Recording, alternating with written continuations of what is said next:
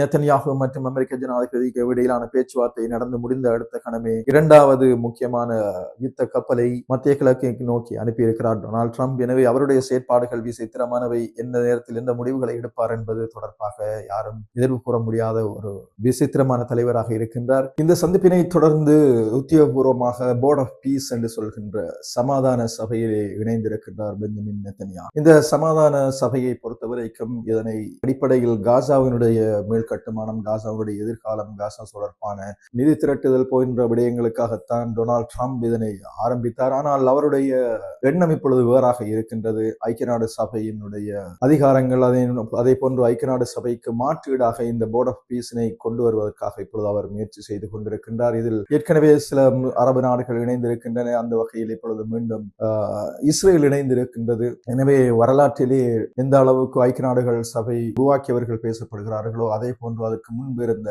நேச நாடுகள் என்ற அமைப்பை உருவாக்கிய விடயம் பேசப்படுகின்றதோ அதே போன்றுதான் இந்த போர்ட் ஆஃப் பீஸின் ஊடாகவும் தனது பெயர் நிலைத்திருக்க வேண்டும் என்பதை டொனால்ட் ட்ரம்ப் மறைமுகமாக விரும்புகின்றார்.